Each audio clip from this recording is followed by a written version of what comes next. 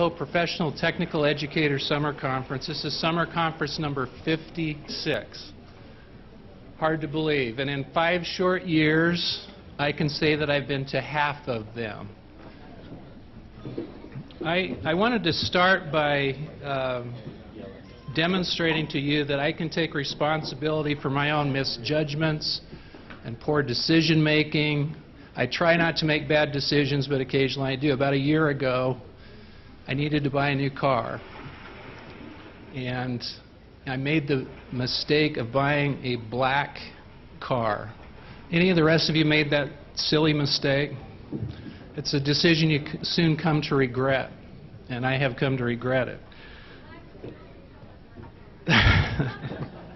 I don't share your optimism.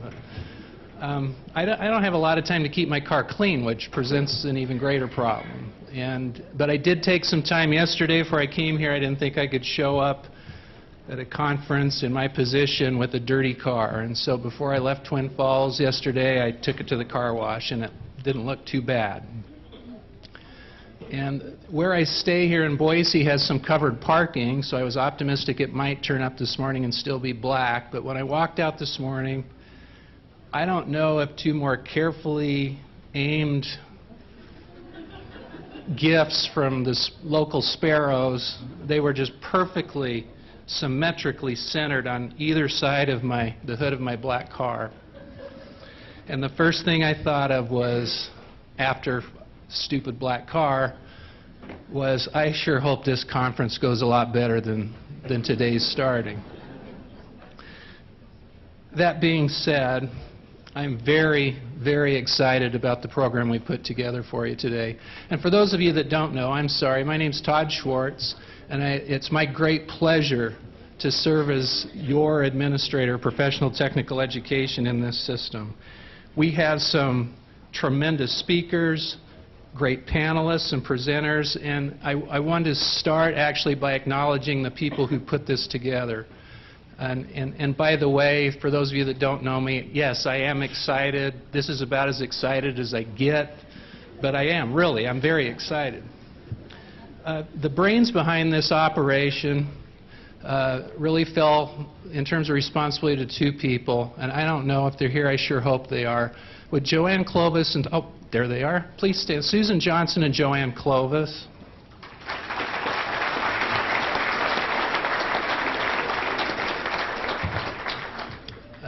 This happens on top of their already full-time jobs, and then they need support people. And so would the rest of the division staff please stand and be recognized?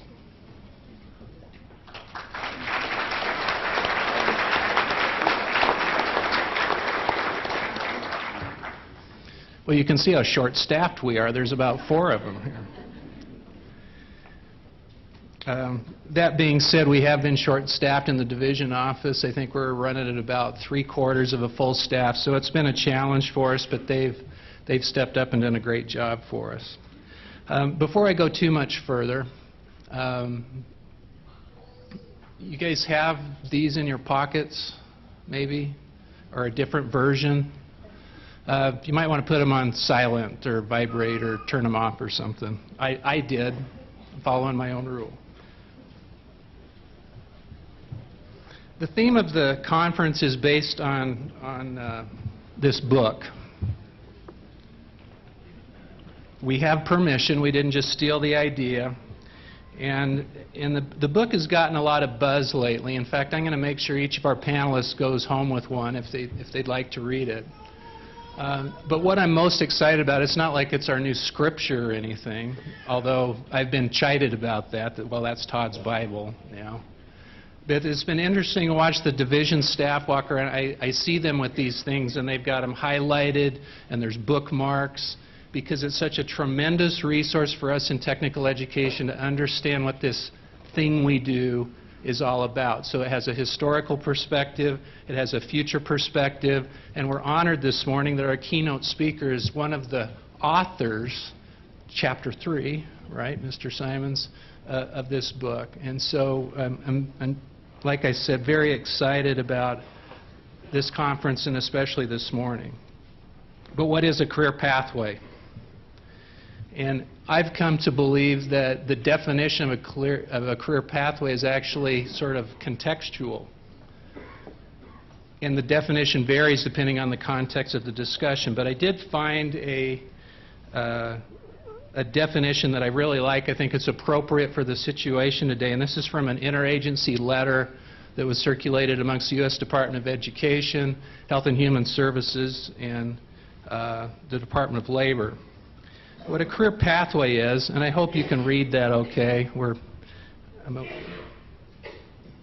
In case you can't, maybe I should read it. Career pathways is a term for a series of connected education and training strategies and support services that enable individuals to secure industry-relevant certification and obtain employment within an occupational area and to advance in higher levels of future education and employment in that area.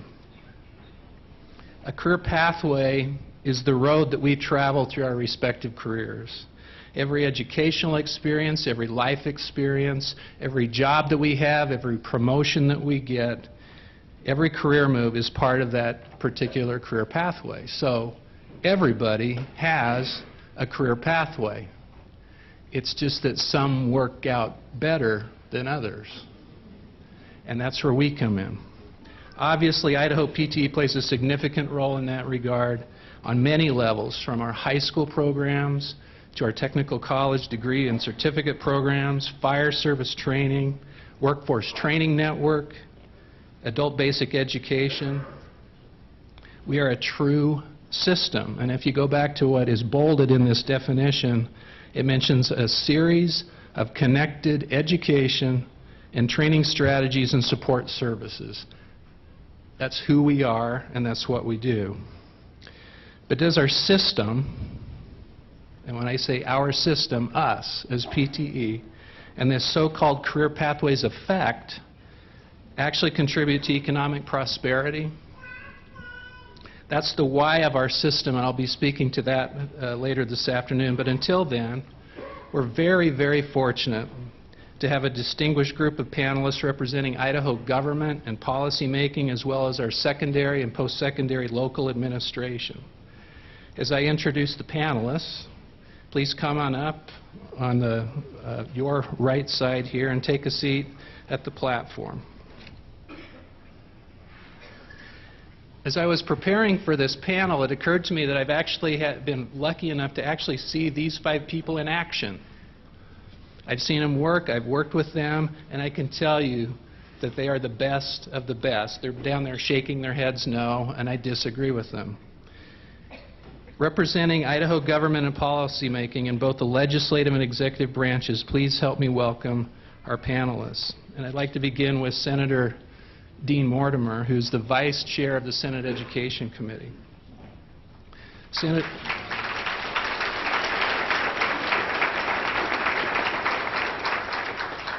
Senator Mortimer has been a tremendous advocate for PTE, as I witnessed during our last legislative session. And I met him about a year or so ago, and he's been providing me guidance ever since, which I sincerely appreciate.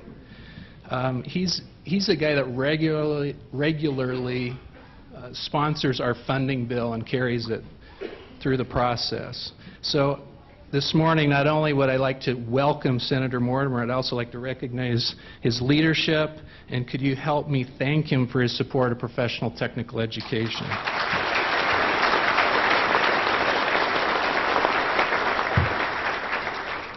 I've sometimes described the relationship between some of the state agencies this way. There are 3 legs on the stool that support business and industry.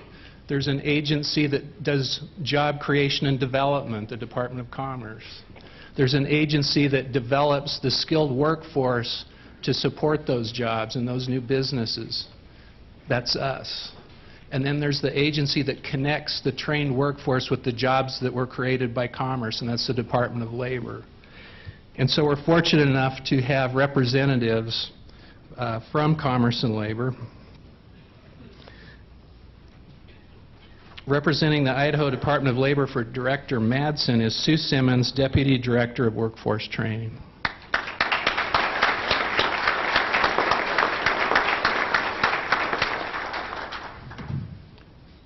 And representing the Idaho Department of Commerce for Director Jeff Sayer is Chief Economic Development Officer Jenny Gilliam.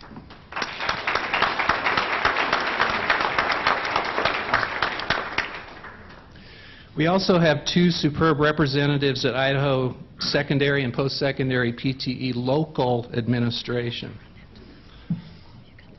I think I first met Dr. Dobbs on a softball field, maybe, but I've been well acquainted with his family. When I came to CSI to teach drafting in 1988, his father was the law enforcement, his father, Wes Dobbs, was the law enforcement program professor, and I feel one of those mentors of mine. What's kind of interesting about that is that that program will be named the exemplary post-secondary program this afternoon. And his Academy of Finance program at Twin Falls High School and Artec will be awarded the secondary program award this afternoon. So Dr. Dobbs' roots go pretty deep into PT. We're very fortunate to have him. Come on up.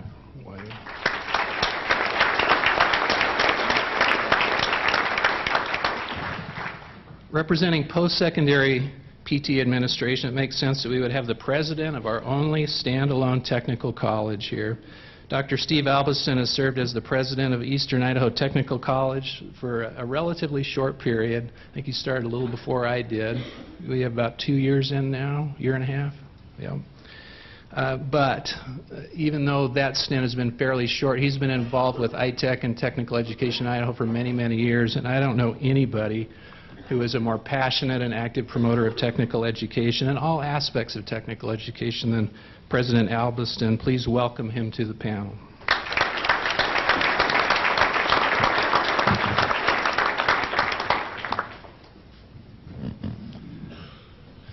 First of all, thank you again for being here. I've got to tell you, I'm a little intimidated by the expertise up here at the table, especially you, Steve. Yeah. Must be the hair. The conference theme is the Career Pathways Effect, and what I'd like each panelist to do is to talk to us a little bit about the elements of what we do in terms of supporting or not supporting career pathways. What's the role that you see us playing from your particular perspective? And Steve, if I can, I'll just start with you. Congratulations. Yeah. First the hair comment, and then you make me lead off. Huh? It's pretty brutal. There are a lot more people looking this way than there was a minute ago when I was looking the other direction, by the way. So what do we do as far as career pathways and PTE? Well, in post-secondary PTE, our role is dealing with the folks that come to us with some understanding of what they would like to do as far as a career is concerned. It's an interesting place to be. Todd referenced that I'd been working at Eastern Idaho Tech College for a few years, probably 28, 29 years of that time I spent as a vocational counselor working in admissions, so I'm quite familiar with the thoughts that are in people's heads when they show up at post-secondary PTE. And one of the things that always concerned me in general was people would show up with very little knowledge about what they were doing and why they were there. In fact, people used to look at me kind of crazy sometimes when they'd come in, they'd say, gee, Steve, I'd like to apply for your nursing program, and out of my mouth would come, well, that's great. What evidence do you have that suggests that that would be an appropriate choice for you? And they look at me kind of weird and go, I don't know. I go, well, what do you know about nursing anyway? Well, and I come to find out that people watch a lot of TV, and they think that what's on one of the nursing shows is how they made their decision about what they're going to do. So in professional technical education in general, I find that those individuals who come through the secondary PTE programs have a much better grasp of what they're going to be doing once they show up at our door. So what I would like to see more of when it comes to pathways types of activities is more things that are going on, like over here in the Boise area, to help individuals really sort through what it is that they're excited about doing and show up at the post-secondary schools having a clear grasp of where they're going and how it fits in with their likes and dislikes, and understanding what they're going to do when they graduate and how they're going to be able to continue on later on in life with continued education. Thank you. Dr. Dobbs? Thanks, Todd. Kind of piggyback on what Steve said, I don't think you can start too early with getting students, getting kids with ideas or giving them ideas of what they might do with their lives. Now, I know we're dealing with, when we get into high school, we're dealing with 16, 17, 18-year-old kids, and they aren't well known for making the greatest decisions all the time. But one of the things I really like, and I think that we use fairly well in our district, is the 6-year plan. And we start kids in 8th grade thinking about and writing down, albeit in pencil, what they might like to do, and then kind of focusing then on the 6 career pathways that we have mapped out in our high schools. I said in pencil because the kids do, we know that they're going to change their mind. I remember my son, when he was doing his 6-year plan back at, then it was O'Leary Junior High, now it's O'Leary Middle School, and he said, I said, what are you putting down for your plan A? And he said, the NBA. And I said, let's talk about plan B, knowing that he was related to me and the NBA was not going to be realistic. He said, oh, I've got a plan B. I said, what's plan B? He said, the NFL. So we went into C and D and E and those kinds of things. But my point is, I think that, you know, Todd and the division can help us with promoting those, with helping with the 6-year plans. I think another thing that they can do is advocate for funding for professional technical programs. I'm also I'm on the board of trustees for RTech, which is an advanced regional technical education coalition. It's a charter school for technical programs. And the equipment is very expensive. And by being a part of this charter school, we're actually able to command about another 1/3 of the funding, and that goes a long way. So advocating for additional funding. The equipment is expensive, but we need it to get our kids involved in that. And then thirdly, I guess I would point out, one of our greatest calling cards, I think, is being able to talk to kids about certification and how that qualifies them for higher paying jobs, whether it be summer work that they do as they're going on to college, or whether they go right out of high school into a career, or whether it matriculates into higher learning in college. And we're very fortunate in the Twin Falls School District and the districts around the College of Southern Idaho, because our college, I say our college because we really feel like they're a partner with us. They're very quick to come in to help us, to talk to kids, to help recruit, to provide dual credit, and you know, we're very fortunate to have that partnership with our local community college. So those are some of the things that I can think of that you can help with. Thanks. Well, how about the perspective of commerce, Jim? Certainly. So as Todd mentioned, we're the agency that helps businesses create jobs. Agency, of course, doesn't create the jobs, it's the businesses. So what I see as far as the partnership is just to make sure we're very coordinated. There's a lot of things that are changing very quickly because of the internet. The economic downturn, I think, also gave businesses a lot of new norms. So I want to make sure that we stay in step with each other, pretty much attached at the hip, so that all the businesses that we're bringing in, we will have the workforce that goes with those. Great, thank you. Sue, go ahead. Good morning, everybody. The Idaho Department of Labor is commonly known as the Unemployment Office, but we do a lot of things other than that. One of them being workforce training and connecting displaced workers with training and getting them back to work. And a lot of that training is short-term training because we don't have the money to invest in them in long-term 4-year degrees. So we turn to technical schools quite a bit in helping us do that and to get certificates or associate degrees. Just some statistics, during the last recession, those that had college degrees or even some college fared significantly better than those who did not. And so the best thing that the technical schools can do for us is to keep kids in school, get them through high school. That I know is tough for everybody, but in 2011, high school dropouts, the unemployment rate was 13.1%. High school graduates was 8.4%, so there's a significant change in that. And also, college attendees with no degrees was 7.7%, and college graduates was 2.6%. So there's a big difference with educating our folks, giving them skills so when they enter the workforce, they can stay in the workforce.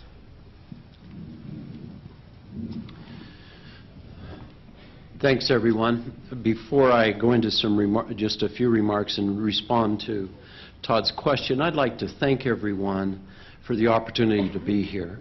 You know, this is a first for me, and I've been in the legislature for 7 years, and I've worked on PTE funding for a long time, and it is just great to see and put faces with the funding, and also to thank you for the service that you do for our state. You're not paid for it. You're doing it because you have a love for it, and I want to acknowledge that and thank you for that.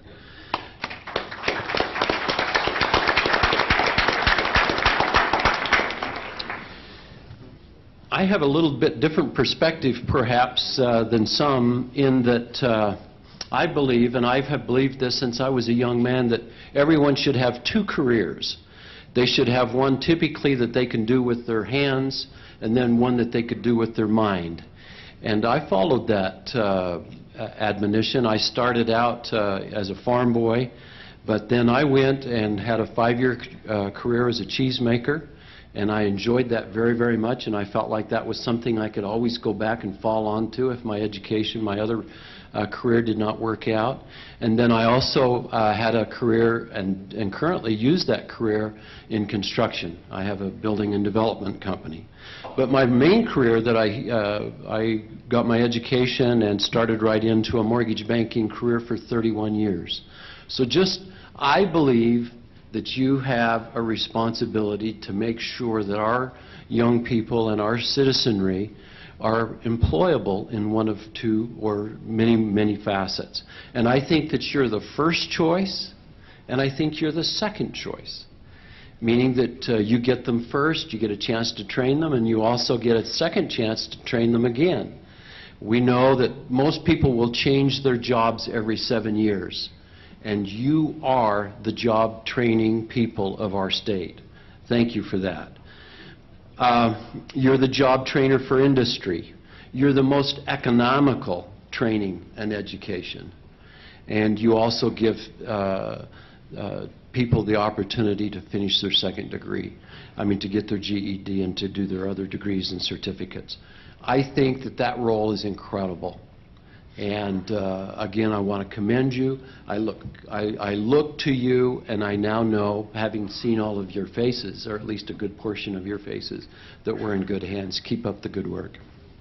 Thank you, Senator. Well, let's just piggyback onto that a little bit. You alluded to some things that you feel like, it sounded like that we're doing well in the role that we have, but are there unmet expectations that you have as a legislator? Things that we need to do better, things that we need to focus on. In preparing a little bit, there were a couple of things that I try and attend quite a bit of educational opportunities as the Vice Chair in Education, and over the last couple of years, there are a couple of things that have come to mind. Number one is, I think as a state, and I'm not putting that responsibility on you, even though you can help us do that, is we need better coordination between our high schools, our community colleges, and our universities.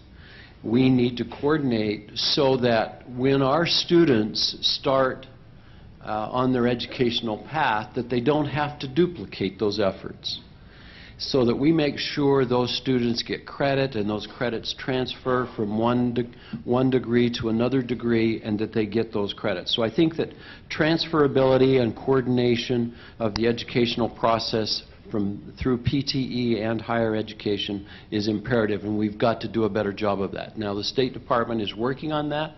They've made some progress, I think, in the last few years, but it's taken a lot of years of many of us talking about it in order to get it, the focus to be brought where it needs to be. And so I think that's important. The other thing that I think is really important is that we start assessing and giving credit for on-the-job training, meaning that we have a lot of very experienced people that don't have any certificate, any advanced education, and yet they have good training and knowledge and skills. And the secondary, education in general and post-secondary is looking at ways to assess what that education, those job skills, that knowledge is, and actually finding a way to give them certificates and credits that they can use as they try and advance their educational opportunities. Colorado, I think, is one of those that's is foremost in that. The other thing is, I recognize that we have to do a continually better effort, and I think PTE takes the lead, and community colleges take the lead in meeting our 60% goal by 2020. And so those are three of the things that I thought, we needed to really work on. Great, thank you. And so I'm going to ask the same question of our other two government agencies. So from your perspective, Sue, what could PTE do better for Department of Labor? Well, let me think. I was going to say you could just partner with us, but you already do that. So anyway, By the way, this isn't a load of... These people all are really nice people. You don't have to worry about insulting them. I don't have to worry. Oh, just you, right? Yeah, just me. I believe that's my statutory responsibility. So okay. Department of Labor, what we see right now in the workforce after the recession is a lot of displaced workers. And like the Senator said here, there are a lot of people out there who have wonderful skills. They may just need to have those skills updated. A lot of them have a great work ethic. They were in the same job for maybe 10 years or longer, and now the world is changing, and they need new skills, and they need to be refreshed, and some of them have been displaced long enough that they actually need a rebuilding of their self-esteem and where they're at, because they have struggled. They've been rejected because employers out there think that, oh, you've been unemployed for a long time, therefore there must be something wrong with you. And that's not the case. It was that they were a victim of the recession. They need skills. And one of the things that I think would be helpful from PTE's perspective is you have some great programs in the secondary education. And if we can get adults in some of those programs in some of the rural areas that don't have access to some of the colleges that are around that have the community colleges, and if they could get retrained or use some of those resources that you have even in the high school level, I think would be really appropriate. great, thank you. Ginny? Sure. Okay, so first, it's like what Sue said. Both Labor and PTE are really good partners for the Department of Commerce. For now, I think what is happening is, as Sue mentioned, we're getting a lot of reshoring activity, so there's a lot of manufacturing activity that's coming back to the United States as opposed to being overseas. A lot of that has to do with the labor costs that are changing in the emerging markets. They're becoming par. So we're only slightly higher than some of the costs of labor overseas, which means then that the manufacturers are going, okay, if it's almost the same, I might as well just go U.S. I don't have to deal with the time change. I don't have to deal with the language changes. So we're seeing a lot of activity. In the last 12 months, we brought in about, this is just the ones that Commerce touched, it's about 2,300 jobs, new jobs, of the $230 million capital investment we brought into the to the state of Idaho. So it's a lot of activity. A lot of that is in manufacturing. A lot of it has to do with the expansion into the Northwest. They're also seeing the market in the Northwest, not just us, but Washington, Oregon, and then the southern provinces in Canada.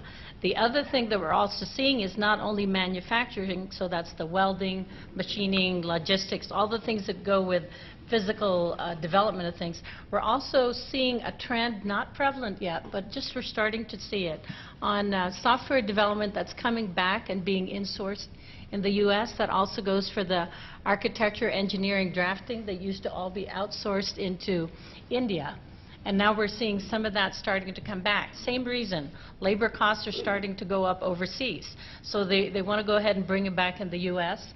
And they're not thinking like Silicon Valley as far as software development. They're thinking Idaho, Iowa, all the what you would call secondary states, because the labor costs in those areas are still comparable. So I think we really need to start looking at where the market is going so we can be ready. As we start recruiting those companies, we need to make sure we're very coordinated on that. Appreciate that, and that's absolutely essential to our operation, that we're forward-thinking and being proactive. As the purveyors of technical education, our educational administrators, your expectation may be different, and maybe you have expectations not only of PTE, but of the legislature and of commerce and of labor. So you want to speak to that a little bit? What are the policies that we could perhaps engage at the state level or pursue at the state level that would improve things from your perspective? And Wiley, you mentioned engaging with the 6-year plan and what we can do at charter schools, and yeah, it took about 10 minutes before funding came up. But what are the things that we can do from a policy perspective to move things forward? Well, it's always a challenge to match up what employers want with what we provide. And I think one of the things we've done with the RTEC, the charter school, the technical charter school concept, is to be able to help programs that are pretty good develop into what we call high-end programs. And by high-end programs, I mean they're offering certification, and the students are completing that certification.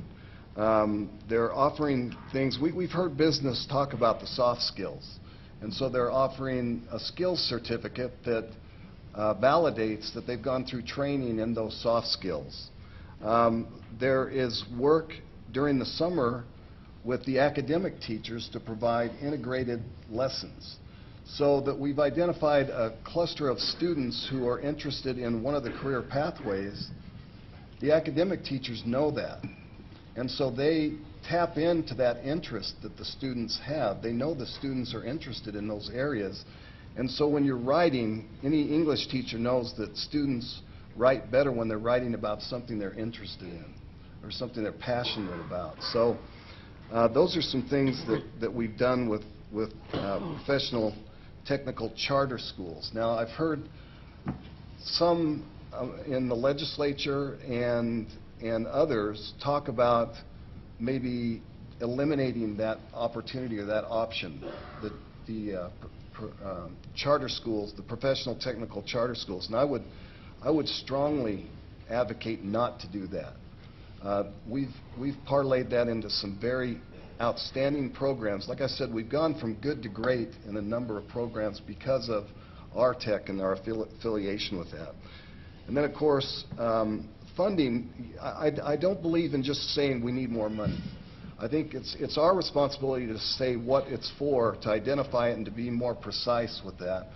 And I think maybe even look at it a little differently. Provide the funding to the programs and the schools and the teachers and the districts that show the ability to react quickly to the changing environment. You know, we just heard talk about how the market changes, the job market changes almost daily. We should develop a way to provide funding in a laser-like fashion to districts, teachers, schools that show the propensity to make those changes quickly. And I think that you would see others kind of come up to the mark when there's that kind of opportunity that's out there. I see the policymakers nodding their heads vigorously, so I think we're in agreement there. Steve, you've been fairly clear when there's been questions asked about enrollment in your college and do we need more programs and some of those kinds of things, that you want to assure that we're not going to invest and grow for the sake of growth. Is kind of what Wiley was saying, that resources are scarce, and you need to make sure that there's going to be opportunity for your graduates. Do you just want to speak to that a little bit for those that haven't heard that? Oh, sure. Long ago, when I first started working in professional technical education, the thing that interested me more than virtually anything else was the notion of training people for jobs. Oh, go figure that would be an interesting thing. And that's what I think we do really, really well. We develop programs in response to labor market needs, and we enroll students who have an opportunity to be successful and go out and do something meaningful in their lives. And that's something that I'm really proud to be a part of. What we haven't done a whole lot of is promoting just how good we are. I mean, it's like, I love what Senator Mortimer said a few minutes ago. You're the #1 choice, and oh, by the way, you're the #2 choice as well. People cycle back around. And yet, when you talk to people within our community, especially in Idaho Falls, every person's child is going to attend Harvard. And it just perplexes me. I couldn't tell you how many times I had a student, a high school kid, come into my office who sat down and had a transcript with ACT scores and all this good information, and the student's saying, well, I'm going to go be an engineer, and he's got a single-digit math score on the ACT. And I'm thinking, well, here's a disconnect. We don't do a good enough job promoting just how good we are. And I think that's something that we really need to focus on as a state. Not everyone needs to go to the university, at least not starting off. I mean, what's wrong with taking the professional technical, excuse me, I just had a time warp there, the professional technical road first, go a year or two, get out in industry, work, make sure you're enjoying what you're doing, and then progress on with higher education and finish out that bachelor's degree, if it's appropriate, if you really have a burning desire to do so. So that's what I'd like us to focus on. The other thing I'd like to mention, when someone was talking about the 6-year plan, I think it was Dr. Dobbs here, the alignment of curricula between the high school and the post-secondary school is extremely important. I think Senator Mortimer mentioned something about this too, about how we can play a real strong role in helping reach the 60% goal. I would really like to see us get to a place where in those programs like welding or computer networking or some of the professional technical programs that we have strong in the high schools and strong in the post-secondary, where we get those articulation agreements worked out really well, and develop dual enrollment. We haven't done a whole lot of dual enrollment in the professional technical world, and I think that's an area that we could expand on a little more. Love to see, and something that we're working with in southeastern Idaho with Craig. Where's Craig? I told him I'd call on him here, but at the Professional Technical High School in District 93 and ITech, we're trying to work out a way where we can have students graduate with their certificate in welding by the time they come out of high school. Then they can either go on, get a job, or come in and finish out their associate degree. We need to do more of that. And the other thing that Sue mentioned, which is so critical, and especially in our region, we have such a rural place. You take salmon as an example. These people in salmon are crying for assistance, for education. They're so place-bound out there. If we can partner better with the school districts and provide some mechanism for individuals living in those rural communities to be able to finish out a certificate, it would be the best thing we could ever do.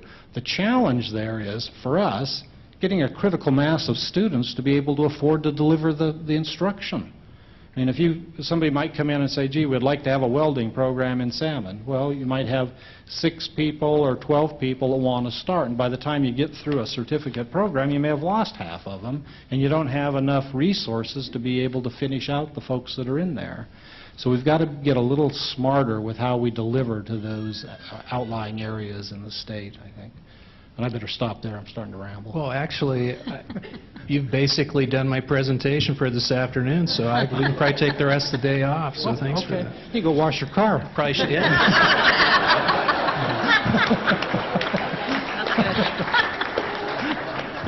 Already took care of it, Steve. That doesn't surprise me.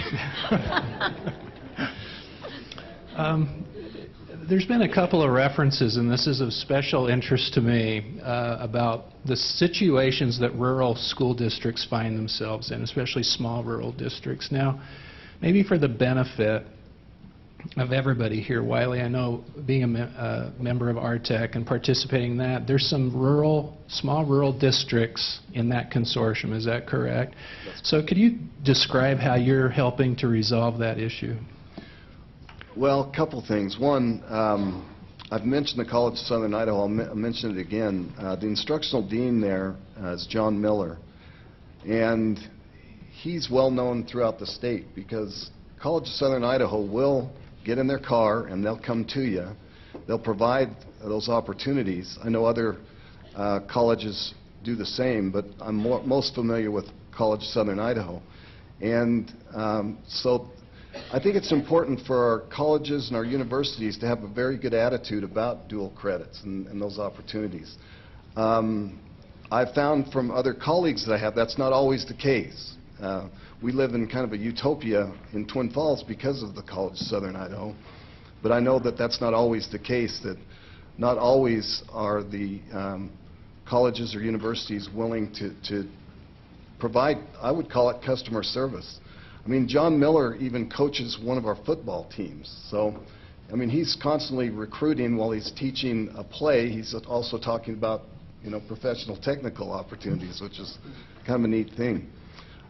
So I think there's those opportunities. The other connection is going to be technology and being able to, as Steve mentioned, provide those opportunities to the people in Salmon or wherever the rural area is.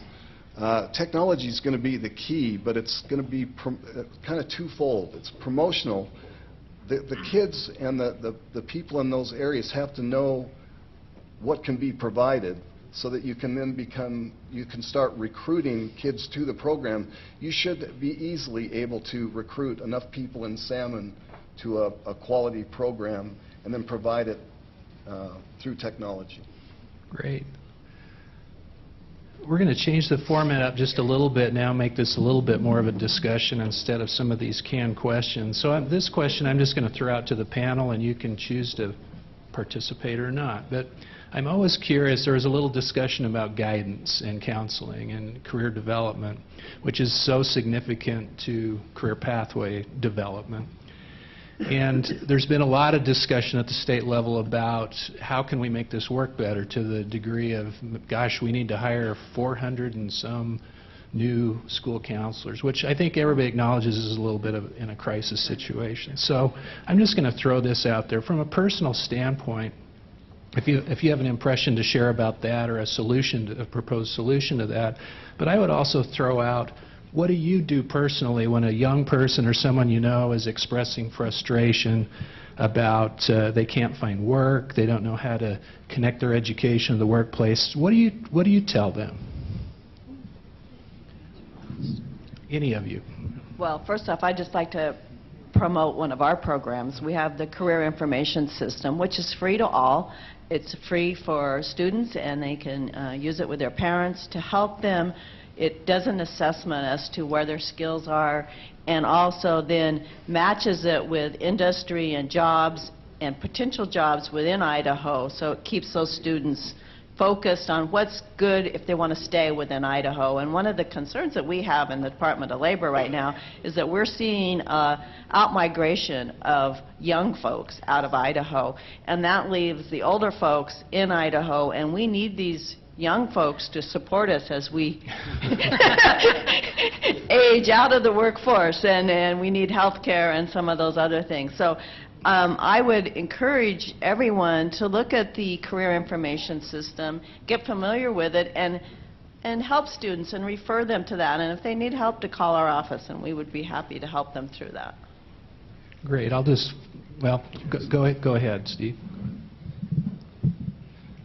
Seeing as how counseling was my background, I had a hunch you might have an opinion about this. I do have a couple of opinions, and I'll try and be politically correct as we go through this.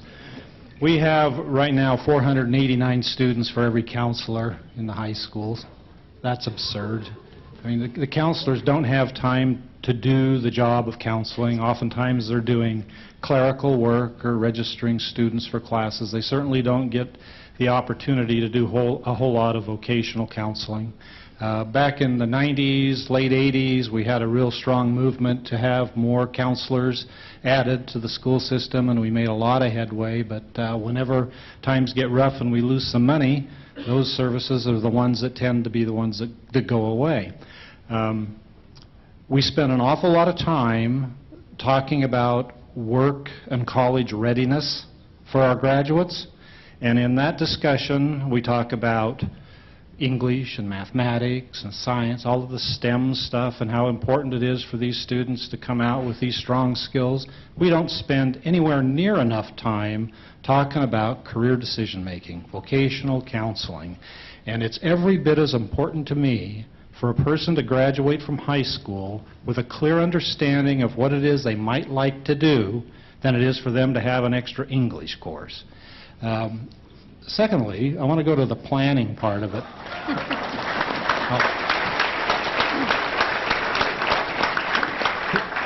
Thanks. Here's a part that's a little bit touchy for me. We need to plan earlier. Dr. Dobbs mentioned you can never start too early. I agree with that wholeheartedly. And I think we ought to infuse career decision making and development in at the elementary level. I know some schools do that. But one area where I think we're missing the boat is that the parents are not engaged. And now, there are some that are. I mean, we all know the parents who show up to parent-teacher conference. Most of the time, it's the ones that you don't need to talk to. Right? Now, that seems to be typical. Whenever I went to parent-teacher conference, they'd smile at me and say, "Oh, gee, you have such a nice daughter or son, and I wish the other guys would be here whose kids are driving me nuts." Parents need to get involved in the career decision-making and planning for their kids, and I think it should be a mandatory thing that they have to participate, and there has to be a plan in place with the parent's signature. Otherwise, the kid doesn't graduate from high school. It's about time that parents get engaged with their kids. If you're going to choose to be a parent, you ought to be one.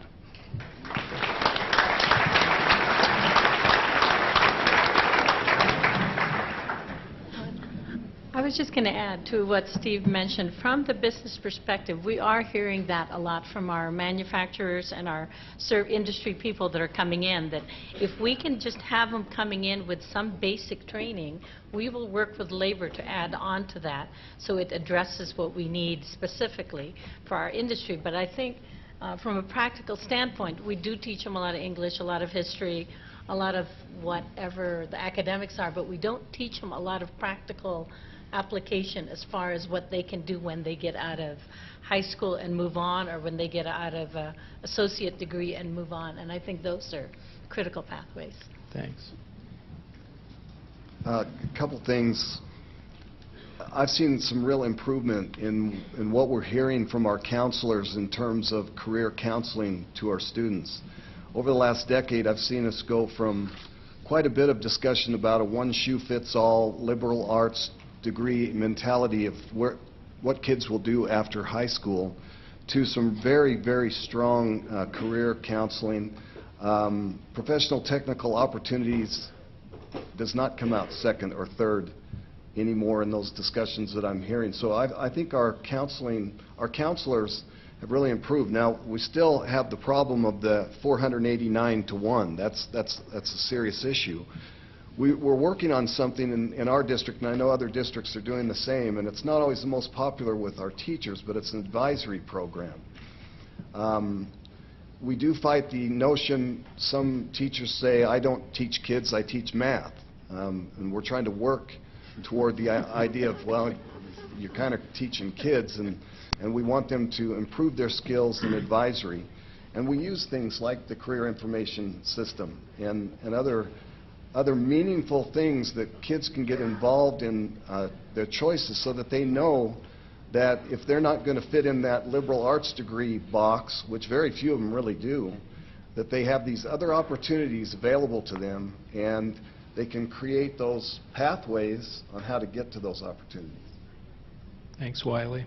I think it's interesting, this notion that we do have the single-track system was sort of the genesis, I think, of the Pathways to Prosperity initiative, I think. And it's really interesting to me. It's been fascinating that we have, and he'll be coming up next, Bill Simons, who was a fellow at the John F. Kennedy School of Government at Harvard, and now he's this promoter of career and technical education. Not that you weren't always, Bill, but it's interesting how some of those perspectives are changing about the value of technical education. Anybody else like to weigh in on the counseling situation? I'd like to ditto what Steve has said, and we recently, just as a legislative oversight group, had a study done that reinforced the importance of counseling. And we have learned, one of the things that higher education is learning is that our students need counseling while they're going to college too. And so the University of Florida actually put together a mentoring program, and they increased their graduation rates from like in the mid-40s to up into the 70s by actually adding mentors. These are young, recent graduates that are back working with approximately 300 students, 250 to 300 students. And I think we've got to get to find some type of method to do that and get our counselors back to counseling. Thank you. Jenny, you mentioned something just a minute ago about the fact that some employers are saying, maybe you're trying to do too much, maybe you're trying to take them too far. Give us this good, solid foundation, and we'll take it from there. I've heard some response to that, and I'd like you to comment on that. And some of the response is, well, that's just an excuse to keep their wages low. So do you want to respond to that, or would you like to? And then, Sue, you might want to add on as well. So what we're doing at the Department of Commerce, and I know that there's been news here and there, but we really are moving towards higher wages. In some rural areas, the way for the community to be competitive is because of the lower wages. Not that we promote that in any way at all. It just happens to be one of the facts as far as our state is concerned. But I don't think it's a way for them to really try to keep them at the lower wages. One of the reasons they want that entry point at that basic instructional level is because they want to teach them a method that they use. An example that I'm going to use is we just brought a company to Yukon. It's called Cervais Steel Corporation, and they build the steel beams that go across. You see them at the airports, the gorgeous beams that go across airports. If you're familiar with the Hearst Tower in Upper Manhattan, it's the building that looks like X's all the way up. So that particular company, they actually have the engineering department. Each one of their facilities is self-contained. So in the one in Yukon, they're going to have about 20 to 25 engineers that design those beams for the specific project they're working on. There's also the way that they want to do the materials joining, and it's a little unfair to just call them welders because they are advanced materials joining professionals. They're really good at what they're doing. The engineering and the technology that went into any one of those braces for the Hearst Tower is pretty amazing. So they want to be able to teach them very specifically what they're doing for their company. So it's not a way for them to get them in at the lower rate. It's a way for them to teach them a skill that they want so that whatever it is that they're building for their company is very specific and just very well done. So. Thank you. Sue, did you have anything to add to that? I would just add that some of the statistics from our office that we have, that actually an average wage for a person who comes out with an associate degree is about $18.50 an hour, where those that come out with a four-year degree is about $17 an hour. So actually the short-term training is actually paying off quicker with folks, and you know, it's a lot less expensive. You don't have 4 years of college. You have maybe 2 or a certificate of program. And then you can build on that. I mean, once you get into the workforce and you find your passion and you're working on something and you were working for a company, then you can build on that and move on to further your career. And I think that's what's important. It's getting kids out there, get them to work, let them experience what their passions are, and to build on that. Thank you. There's been a lot of discussion nationally, and I haven't heard as much in Idaho, but it comes up from time to time, this notion that there's this skills gap, that there are maybe even hundreds of thousands of unfilled jobs that are out there and available, and the argument typically being that there aren't properly prepared people. People are educated, people are skilled, but they have the wrong skills and the wrong education. I'll just throw this out there to the group. What has been your experience with an Idaho skills gap, if any? What's your notion? Is there a skills gap in Idaho or not? Address that. What we're starting to see, and I kind of alluded to it in the beginning, is in the software design. We're starting to see companies come into Idaho that are very interested in software development. And the way to explain that, I was just talking to Sue about it, is the way that's happening right now, because of the way communications and the way the media and the internet is moving everything. A very specific example would be if you're a company and you needed an app designed. Okay, before that would get sourced out to India.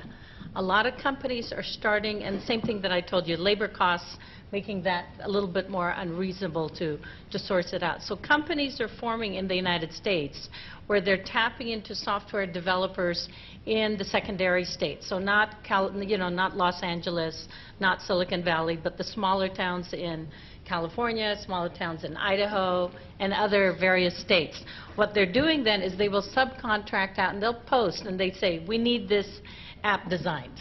Okay? And there's a lot of those apps being required. If you look at the store, you can buy an app for just about everything and anything, right? So those are the things that are being designed. And there's a gap in Idaho for that. I've had a couple of companies ask me about, can we move to Idaho, and are there enough of those designers in Idaho for us to be able to build the business? So that what they have to do is they have to have a base of software developers that they can then tap into once they start picking up the market.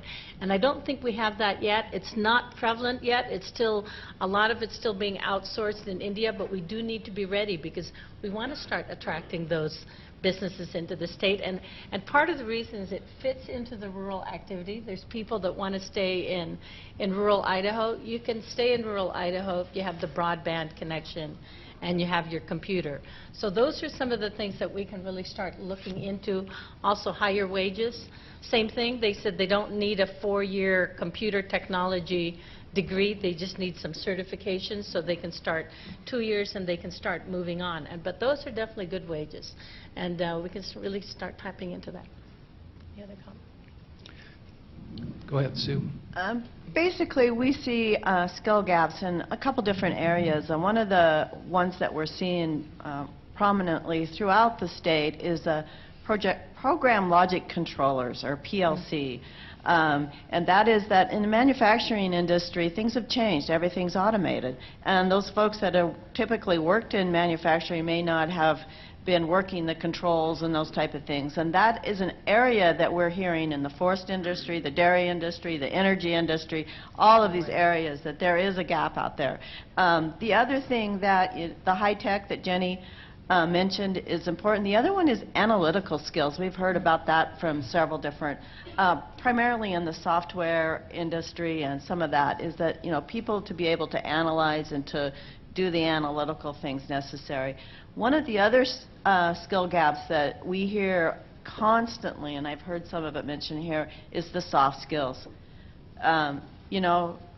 Being able to show up to work on time, being able to dress appropriately, being able to turn your cell phone off or your smartphone or whatever it is. People coming to interviews and not knowing how to interview, not knowing how to present themselves in a professional manner. And I encourage you all to go out onto our website. We have a couple videos that are pretty funny, but they're like somebody coming into an interview and they're eating, or they're, you know, or they're rummaging through their purse, you know, to find their makeup, or they're these things. And, you know, it's just that presence when they come in the door. And I think that's a big skill that needs to be addressed out there. Yes. labor.idaho.gov. Go ahead, Steve. I'd just like to respond to what Sue just said about that soft skill. I'm going to go out on a limb here and say the students that participate in PTE courses in high school have less of a gap in soft skills than students who do not. I think one of the things that we do a really good job of is getting students in the lab, showing them how to cooperate with one another, teaching them those soft skills, more so than what you would experience if you're sitting in a lecture type of an environment in the classroom. So I think we ought to pat ourselves on the back for that. And I would agree with that. Oh, thanks. We've seen that as well. Okay, good. The other thing about gaps, I don't know that I've noticed a whole lot of gaps in the professional technical post-secondary. I think we work pretty closely with the industry folks to make sure that we've got the types of trained people that we need. The challenge is, what Jenny's referencing, these new companies that want to come back in and they've got some specific skill sets that they want to see, and we don't have those programs in place right now. We don't have the wherewithal really to gear up real fast from a financial standpoint to be able to justify the need, come up with the funding, find a faculty member, and get things ramped up to be able to produce those people so quick. And I don't know how we get around that. Right now, when we look at a new program at the post-secondary level, there's not a whole lot of funding there for it. I mean, we're talking reallocation of assets, really, which is just a nice way of saying you can somebody to hire somebody new, you know. I should also point out, I don't know that I mentioned this, but Senator Mortimer is also a member of the Joint Finance and Appropriations Committee.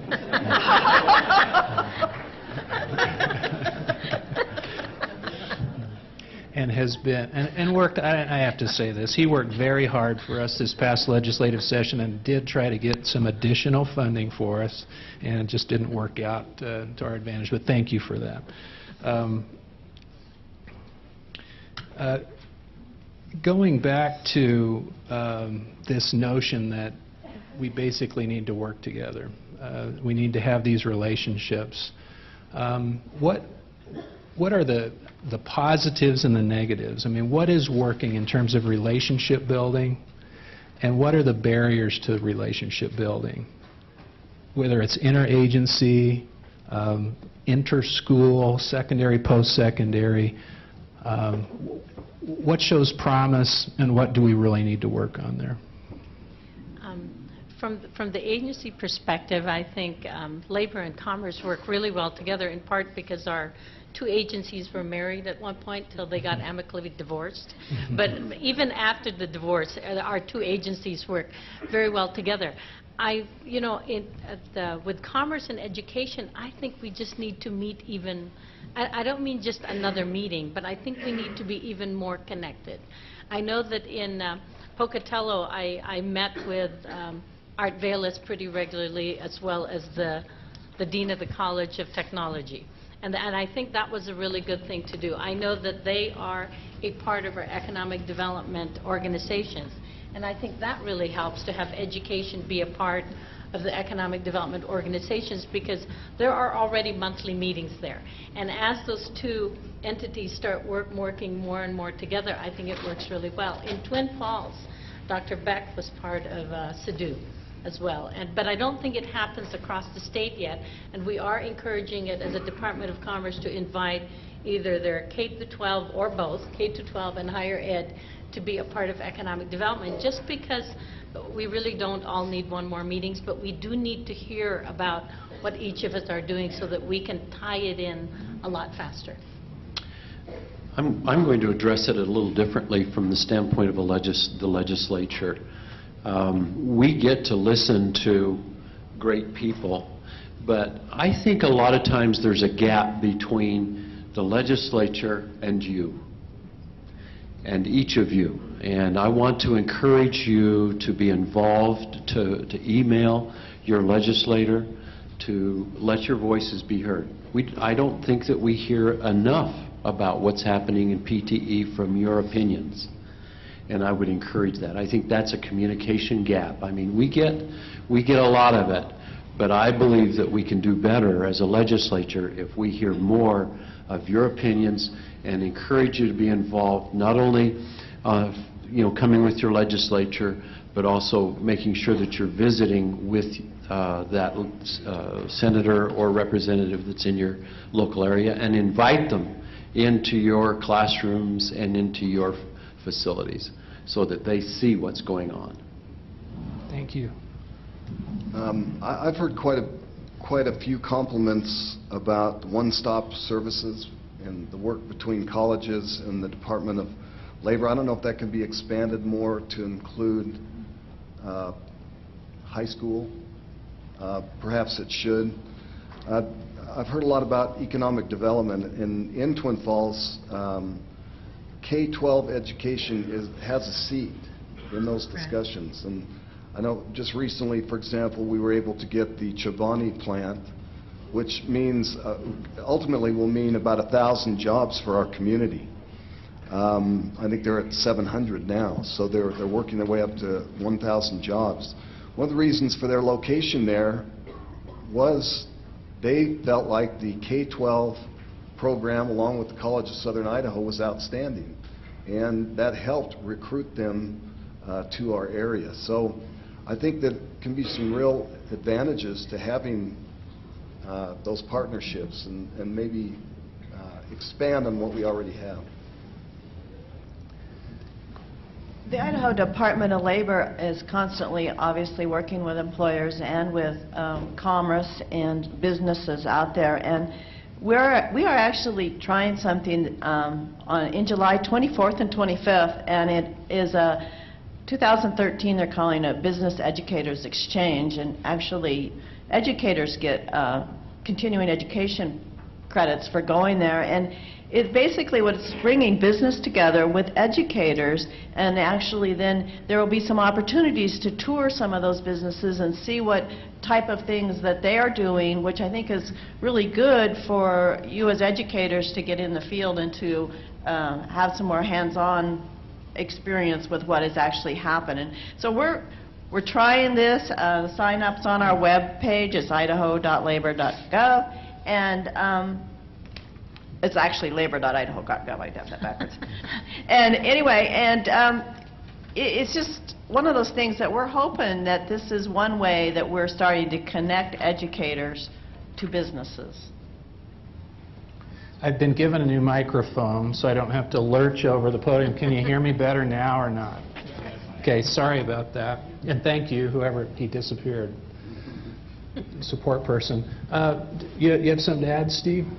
Just real quick, we wanted things that were working and some that may be challenges. Something that works out really well for us between secondary and post-secondary is just joint advisory committees, to where we have an opportunity to meet a few times a year and talk about what's being taught and work on that curriculum alignment. The challenge, when we go back to talking about articulation agreements and dual enrollment and trying to finish out high school kids while they're in high school with a post-secondary credential of some sorts, seems to me like there's a little bit of, I don't want to call it paranoia, but people are a bit suspicious about maybe losing their jobs, or I don't know. We need to work more at our collaborative efforts and being honest with one another and not trying to, as a post-secondary institution, steal all of the top-notch students from the secondary instructors, because sometimes they feel like that's happening. Give you a real good example of that. A 3-year automotive program. You got the 1 year, 2 years, 3 years. By the time you're a senior, you're going 3 years. In Idaho Falls, we were doing the 3rd-year program over at our campus, and it was really kind of difficult from a secondary instructor standpoint, because they spend the time the first year or two developing those kids to a certain point to where by the time they get into their 3rd year of instruction, they've got that cream of the crop, guys that are really good. And guys, I don't mean that to be a sexist term. That's a generic term for us St. Anthony folks. Guys can be either girls. Okay. So anyway, they end up losing all of those primo students that they were looking forward to working with in a 3-year block of time. And maybe we need to switch that around a little bit to where some of the post-secondary instructors are dealing with some of those younger students, and the high school faculty members can still work with some of those guys that they've been developing for a couple of years. So that's a real challenge. And then the final one is the credit and the seat time that we have to do to be able to finish out those certificates in the high school years. I think we're really going to have to come at this from a different perspective and perhaps increase the amount of time during the day that the expectation for the kids to be in school, and even going into the summer to be able to have people have a chance of finishing out those degrees. I just happened to notice that the chief academic officer of the state board is here, so I'm glad you talked about the credit hour, because she's going to solve that problem, right? Gee, I wish I would have noticed you sooner, Selena. I would have given you a hard time. Well, let's talk about earlier, Steve, you mentioned a success that you're having in creating a marriage between a secondary program and one of your programs. So what do you think was the key to making that happen?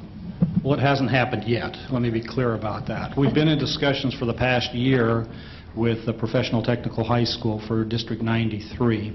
Luckily, the instructor for District 93 is a graduate of our program, and he graduated at a time when our current instructor was working there. So they've got a really good working relationship. That gives us a leg up because there's some trust there. And that's the first step. You've got to have the trust between the secondary and the post-secondary instructors and go at it together. We're going to lock those two guys up in a room on Fridays starting the beginning of the school year. And by the time the first advisory committee meeting happens in October, their plan will be in place to be able to move forward with it.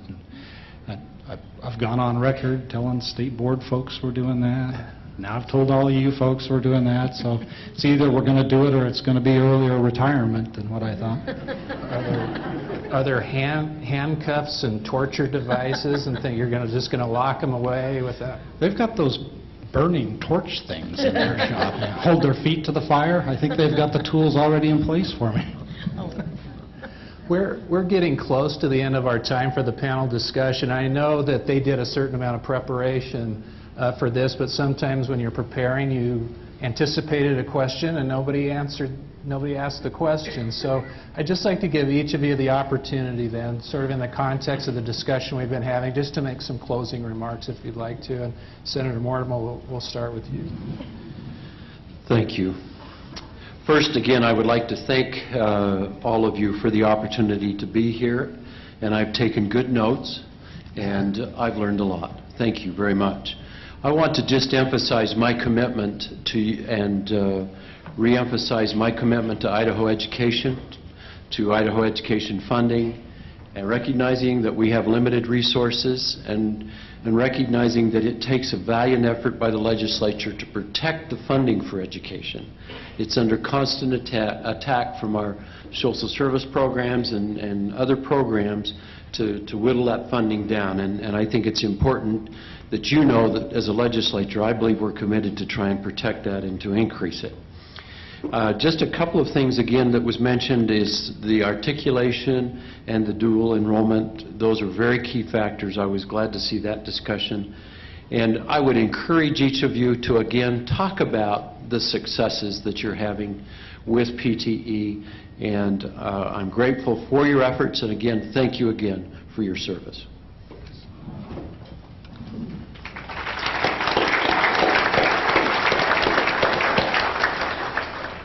Thank you, everyone. This has been a great experience today, and I enjoyed our panelists as well. I would like to just say that, you know, the Department of Labor is your department.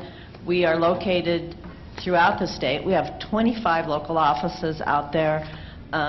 If you want to go in and talk to somebody or to, you know, make an appointment, you know, and go in and find out what's going on the labor force. We do have what we call business solutions specialists out there, and they actually are connecting with the businesses out there and can tell you like what jobs are available in your area, what's going on, and what they see the future to be. We also have a lot of statistical information that's available on our website that tells you about what the job market looks like today, what we think it might look like in 5 years, what the hot jobs are, what the skills are for those jobs.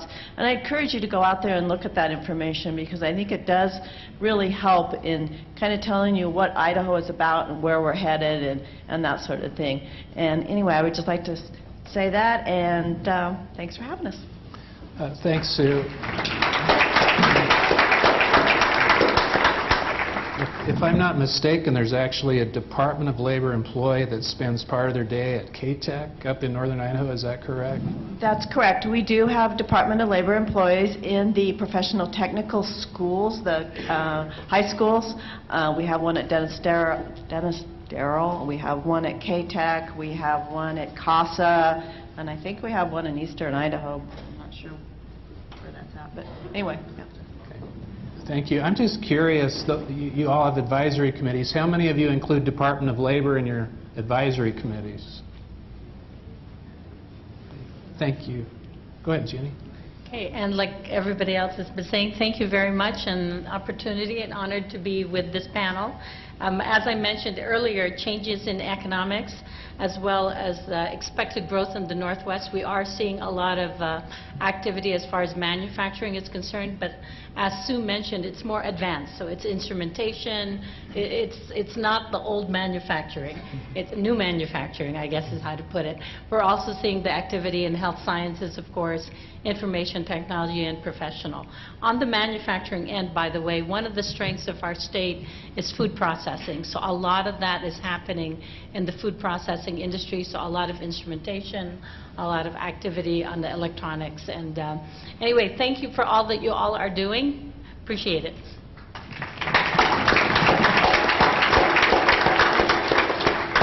I too would like to thank you. Whenever I do something like this, I always learn more than I impart, so thanks for helping me. It's been a pleasure to serve with this distinguished panel. I think that the real key is relationships and looking at how we can advance those. Working together, we're always going to be better than working separately, and certainly better than working against each other. So it's very important. And I think the one thing I would like to see, hopefully before I die, would be that we become a little bit more proactive here in Idaho. The one statistic that always jumps out at me is that last year we were able to spend a little less than $5,000 per student in our school district, while the state of Idaho spent $20,000 per inmate. So the more we can put on the proactive side of the equation, I think the better. Thank you.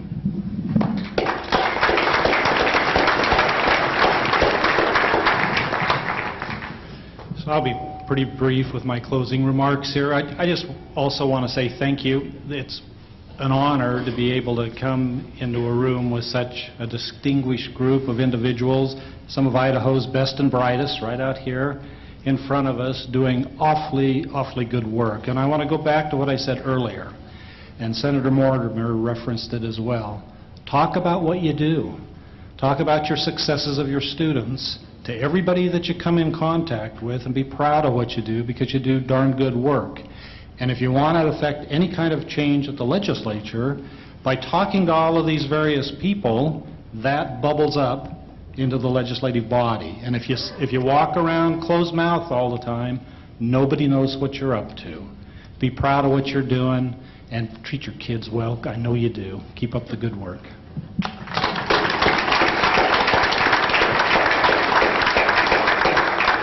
I'll give one more piece of advice, and I could be wrong about this, so correct me, Senator, if I'm wrong. The first thing you should talk to a legislator about is not how much more money you need.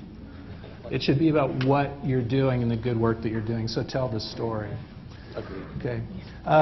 Yeah, I've left a book for each of you here. I hope you'll take it. Steve, this is probably about the third one I've given you. Hopefully it's starting to sink in a little bit. Okay. Okay, and again, this has been something we haven't done in the past, and I really sincerely appreciate your time this morning, so thank you very much. Thank you. Thank you.